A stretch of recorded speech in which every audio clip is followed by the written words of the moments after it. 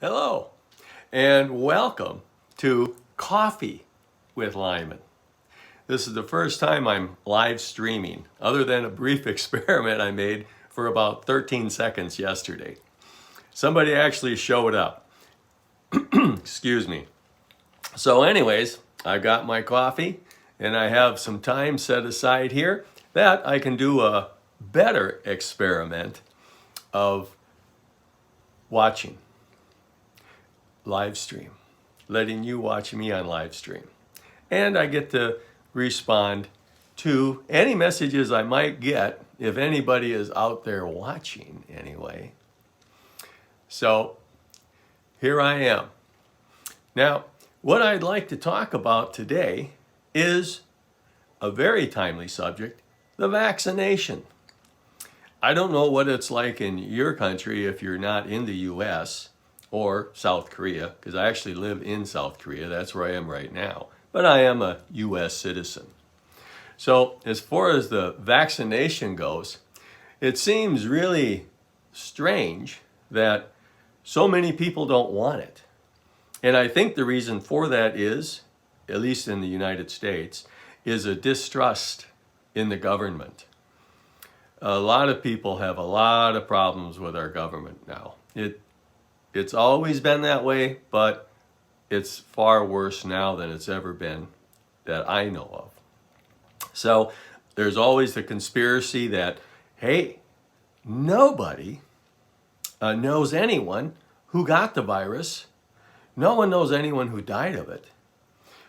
Well, if you're watching a little bit of television or the radio, you're listening to the news on the radio, you're following social media, whatever, I think it's pretty convincing that the virus is real. Another conspiracy, where did it come from? It came from Wuhan, China. Well, we think that the Chinese and maybe even our own American people were in cahoots to go ahead and develop a virus that would become a pandemic, wipe out millions of people. Or it came from eating bats. I don't know what the truth is.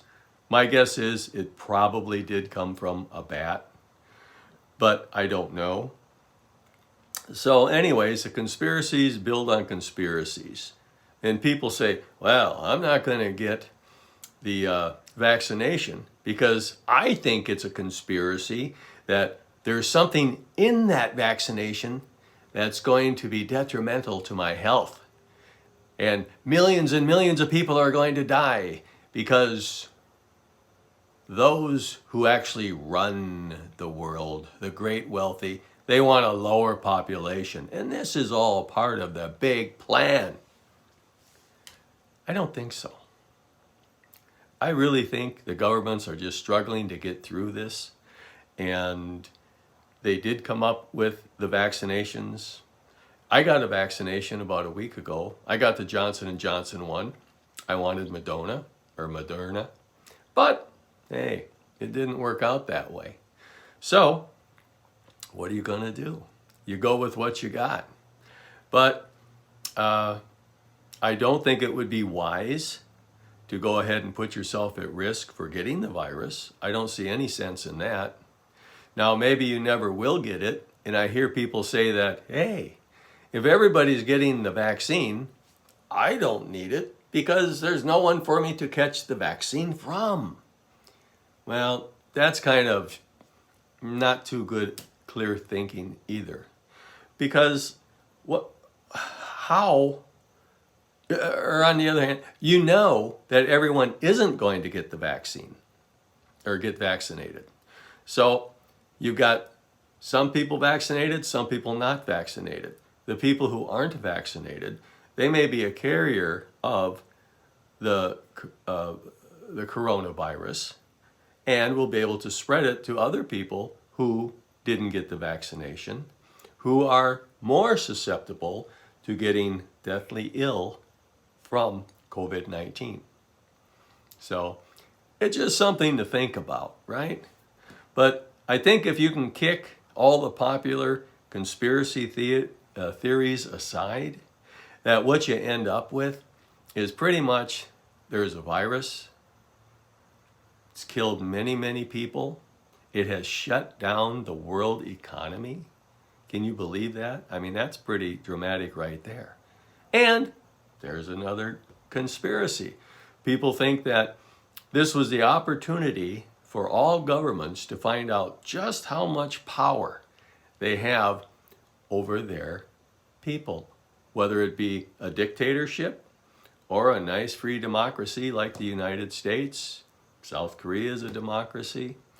But you've got countries that are dictators anyway, right? North Korea, China, Russia, those kind of places, Iran. But you don't I suggest that people don't try to read too much into it. You know where a lot of conspiracies come from, I believe, is people who are so afraid that they're going to be told an untruth. They're going to be lied to and believe the lie. Oh my gosh, no one's ever going to do that to me. Well, come on, wake up. Not everything's a conspiracy. So, do not allow yourself to be informed by the uninformed. And who are the uninformed? The uninformed are almost everyone I know.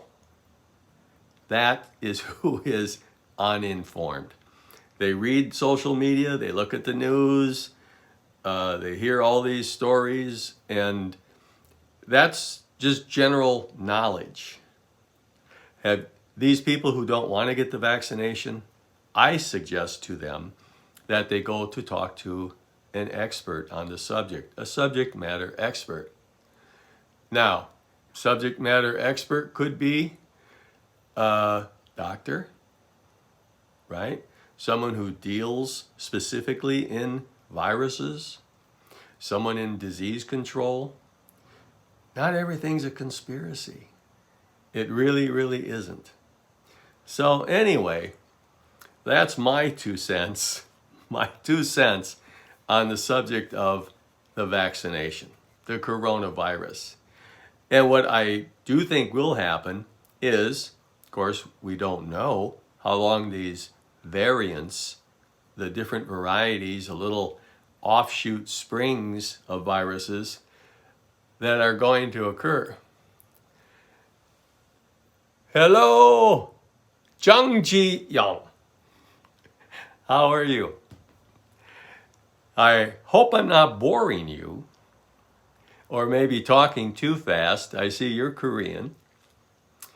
So anyway, these variants come around. That's kind of like a whole new virus. So, it's those things can get you too. But from what I understand, not being a truly well-informed person, but just what I read, hear on the news and such, is that the vaccines seem to also conquer these variants of the coronavirus. And with that thought in mind, you're covered, right? And even if you still do get the virus because they're not 100% effective, but all of them claim to be 100% effective in reducing the symptoms of the virus if you do get it after you're vaccinated. So that's something to think about too. Now, I've had absolutely zero symptoms of anything after I got my vaccination. The only thing I got was a little tiny sore feeling in your shoulder where they give you the injection. And my wife, same thing. As a matter of fact, she was angry. She wanted some symptoms, so she knew that she had the vaccination and it was working. But she had zero symptoms, none. Maybe a little sleepy the first night or something, but that was it. So there really wasn't anything to complain about. And I just think it's a very important subject, and I think it's very important that everyone get informed by those who are well informed. Not just your neighbor, your cousin, the guy you sit and eat lunch with at work. No. I think you need to get it studied yourself. I had someone say, hey, I got emphysema. I got asthma, another person said. So I'm afraid to get the vaccination. Well, my response to that was, of course, first talk to your doctor, but my opinion was that everything I've heard about it is people who have health problems should be the first in line to get the vaccination. Makes sense to me, because the vaccination, the virus is more harmful to those people. So anyway, well, I'm going to wrap this up now. I didn't publish this in advance, give notification of this, because my first time out of the chute. So I understand like only 1 or 2 people showed up. But here in South Korea right now, it is 2:52 on a Thursday afternoon. So in your part of the world, it might be where you're working, you're sleeping, something totally other than what is going on where I live right now.